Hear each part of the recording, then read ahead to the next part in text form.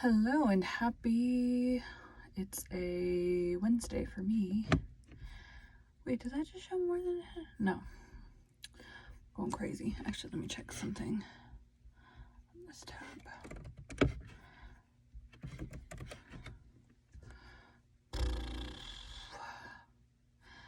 Forgot to make tea, so I will be dry recording this episode, which is not ideal, but it is what it is.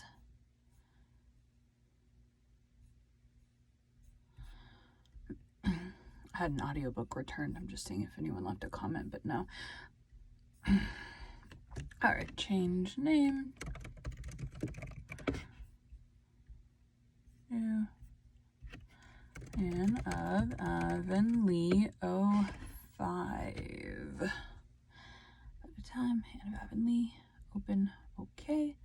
And we also need to open our characters, which is actually still called Anne of Green Gables characters because I just copied it over. So I had the same voices. Make sure this is aimed at my mouth. So I haven't checked in a while. Let me check how far from my mouth it is. Yeah, somewhere between 7 and 8. And yes, I do keep a ruler in my booth. This is not turned on. Then I have to wait for it to finish beeping. Or clicking. Whatever that noise is. A click, I guess. 5. A full-fledged schoolma'am. When Anne reached the school that morning, for the first time in her life she had traversed the birch path, deaf and blind to its beauties. All was quiet and still.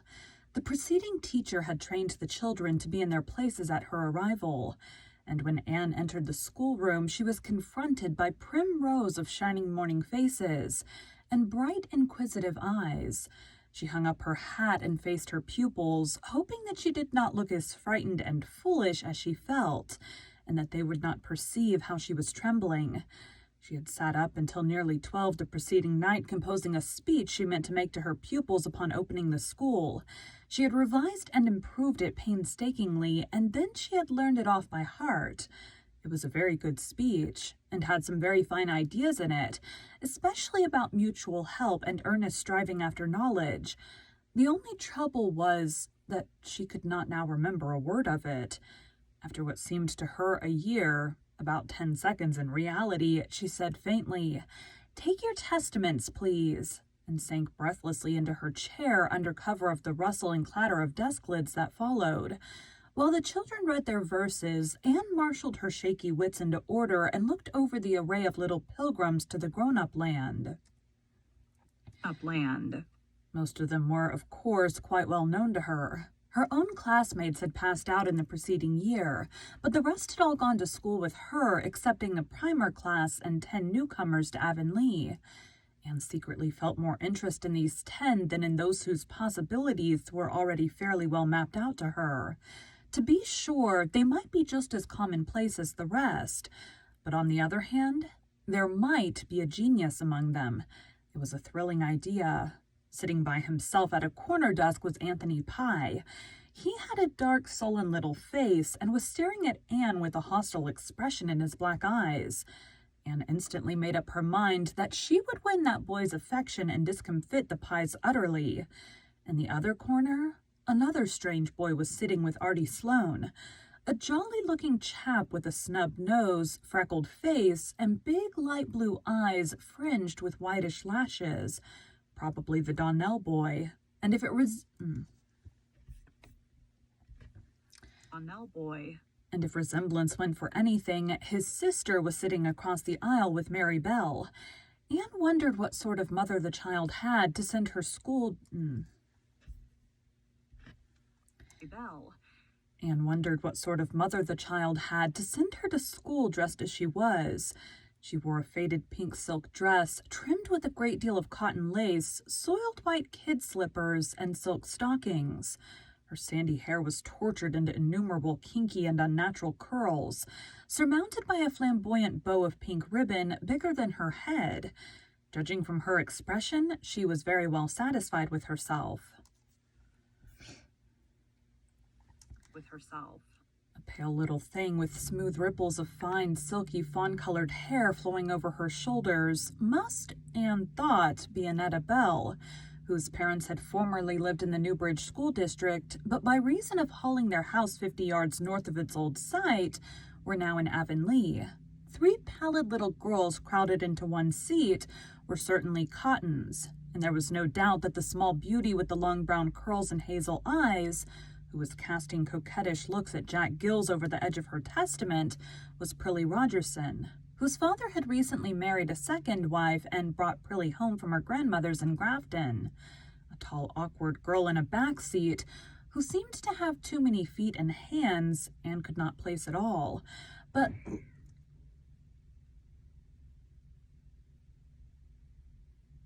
I'm unsure what that noise was. I'm going to go check.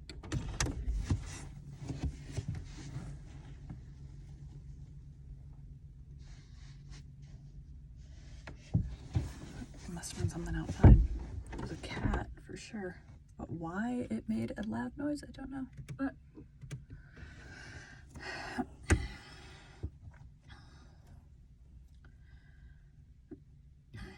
at all.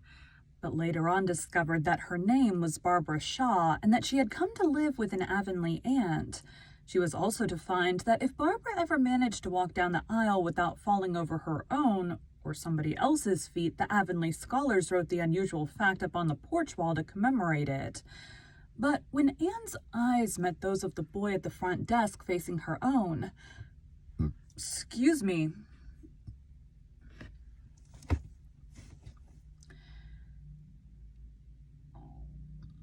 again. Own. A queer little thrill went over her, as if she had found her genius. She knew this must be Paul Irving, and that Mrs. Rachel Lynde had been right for once when she prophesied that he would be unlike the Avonlea children. More than that, Anne realized that he was unlike other children anywhere, and that there was a soul subtly akin to her own gazing at her out of the very dark blue eyes that were watching her so intently. She knew Paul was 10, but he looked no more than 8. He had the most beautiful little face she had ever seen in a child, features of exquisite delicacy and refinement, framed in a halo of chestnut curls. His mouth was delicious, being full without pouting, the crimson lips just softly touching and curving into finely finished little corners that narrowly escaped being dimpled. He had a sober, grave, meditative expression, as if his spirit was much older than his body. But when Anne smiled softly at him, it vanished in a sudden answering smile, which seemed an illumination of his whole being, as if some lamp had suddenly kindled into flame inside of him, irradiating him from top to toe. Best of all, it was involuntary, born of no external effort or motive, but simply the outflashing of a hidden personality, rare and fine and sweet. With a quick interchange of smiles, Anne and Paul were fast friends forever before a word had passed between them. The day went by like a dream. Anne could never clearly recall it afterwards. It almost seemed as if it were not she who was teaching, but somebody else. She heard classes and worked sums and set copies mechanically. The children behaved quite well. Only 2 cases of discipline occurred. Morley Andrews was caught driving a pair of trained crickets in the aisle. Anne stood Morley on the platform for an hour, and, which Morley felt much more keenly, confiscated his crickets. She put them in a box, and on the way from school set them free in Violet Vale. But Morley believed, then and ever afterwards, that she took them home and kept them for her own amusement.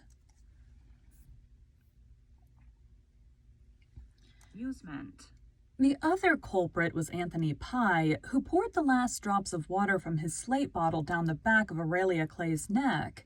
Anne kept Anthony in at recess and talked to him about what was expected of gentlemen, admonishing him that they never poured water down ladies' necks.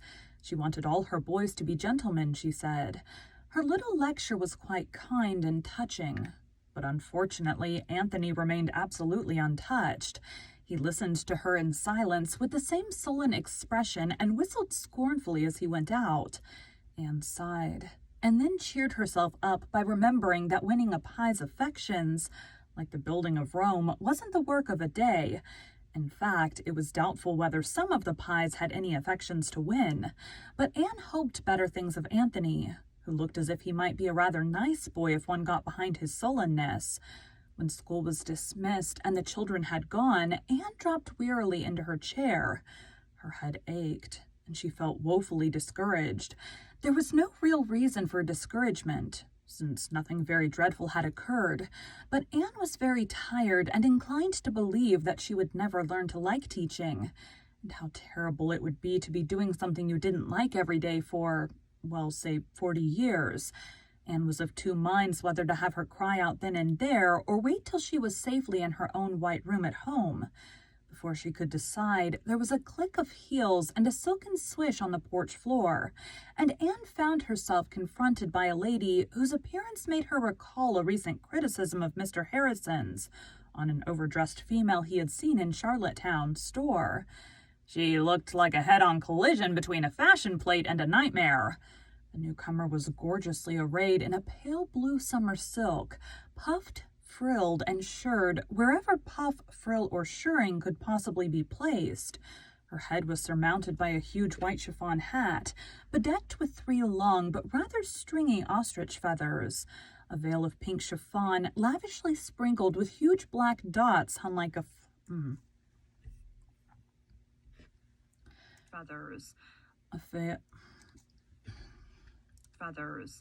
A veil of pink chiffon, lavishly sprinkled with huge black dots, hung like a flounce from the hat brim to her shoulders and floated off in 2 airy streamers behind her. She wore all the jewelry that could be crowded on one small woman, and a very strong odor of perfume attended her. "I am Mrs. Donnell, Mrs. H.B. Donnell," announced this vision. I don't like that voice for her.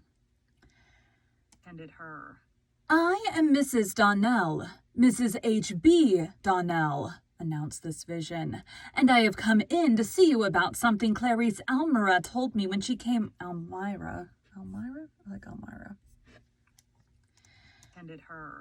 "I am Mrs. Donnell, Mrs. H.B. Donnell," announced this vision, "and I have come in to see you about something Clarice Almira told me when she came home to dinner today. It annoyed me excessively."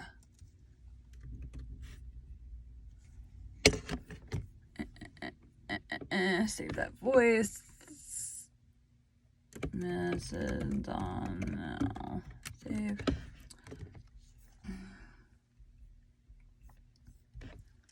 Excessively. "I'm sorry," faltered Anne, vainly trying to recollect any incident of the morning connected with the Donnell children. "Clarice Almira told me that you pronounced our name Donnell. Now, Miss Shirley, the correct pronunciation of our name is Donnell, accent on the last syllable. I hope you'll remember this in the future." "I'll try to," gasped Anne, choking back a wild desire to laugh. "I know by experience that it's very unpleasant to have one's name spelled wrong, and I suppose it must be even worse to have it pronounced wrong." "Certainly it is, and Clarice Almira also informed me that you called my son Jacob." "He told me his name was Jacob," protested Anne. "I might have expected that," said Mrs. H.B. Donnell in a tone which implied that gratitude in children would... "I might have expected that," said Mrs. H.B. Donnell in a tone which implied that gratitude in children was not to be looked for in this degenerate age. "That boy has such plebeian tastes, Miss Shirley. When he was born, I wanted to call him St. Clair. It sounds so aristocratic, doesn't it? But his father insisted he should be called Jacob after his uncle. I yielded because Uncle Jacob was a rich old bachelor. And what do you think, Miss Shirley? When our innocent boy was 5 years old, Uncle Jacob actually went and got married, and now has 3 boys of his own. Did you ever hear of such ingratitude? The moment the invitation to the wedding, for he had the impertinence to send us an invitation, Miss Shirley, came to the house, I said, 'No more Jacobs for me, thank you.'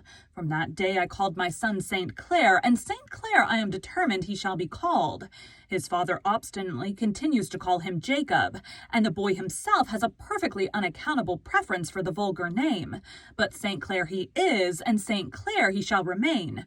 You will kindly remember this, Miss Shirley, will you not? Thank you. I told Clarice Almira that I was sure it was only a misunderstanding and that a word would set it right. Donnell, accent on the last syllable, and St. Clair, on no account Jacob. You'll remember? Thank you." When Mrs. H.B. Donnell had skimmed away, Anne locked the school door and went home. At the foot of the hill, she found Paul Irving by the birch path. He held out to her a cluster of the dainty little white orchids which Avonlea children called rice lilies.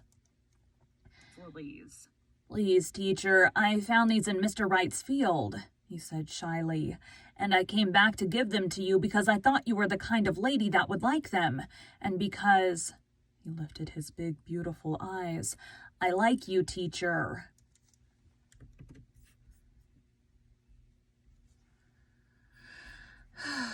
How do I feel about that voice? That's what we're going with because I don't know what else to do. Paul Irving, save.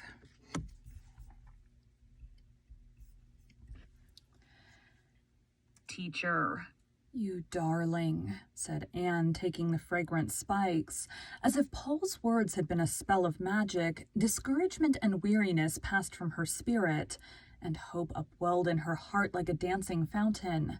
She went through the birch path light-footedly, attended by the sweetness of her orchids as by a benediction. Ow. Addiction. "Well, how did you get along?" Marilla wanted to know. "Ask me that a month later, and I may be able to tell you. I can't now. I don't know myself. I'm too near it. My thoughts feel as if they had been all stirred up until they were thick and muddy. The only thing I feel really sure of having accomplished today is that I taught Cliffy Wright that A is A. He never knew it before. Isn't it something to have started a soul along a path that may end in Shakespeare and paradise? Isn't it? Where am I? Isn't it something to have started a soul along a path that may end in Shakespeare and Paradise Lost? Mrs. Lynde came up later on with more encouragement. That good lady had waylaid the school children at her gate and demanded of them how they liked their new teacher. "And every one of them said they liked you splendid, Anne, except Anthony Pye. I must admit he didn't. He said you weren't any good, just like all girl teachers. There's the pie leaven for you, but never mind." "I'm not going to mind," said Anne quietly, "and I'm going to make Anthony Pye like me yet.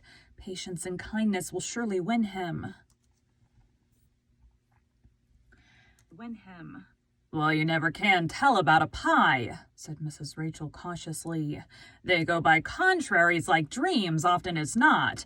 As for that Donnell woman, she'll get no Donnelling from me, I can assure you. The name is Donnell and always has been. The woman is crazy, that's what. She has a pug dog she calls Queenie, and it has its meals at the table along with the family, eating off a china plate. I'd be afraid of a judgment if I was her. Thomas says Donnell himself is a sensible, hard-working man, but he hadn't much gumption when he picked out a wife, that's what." All right, I'm going to grab my tea, which is probably super, super hot, and then I'll be back. Thanks, guys.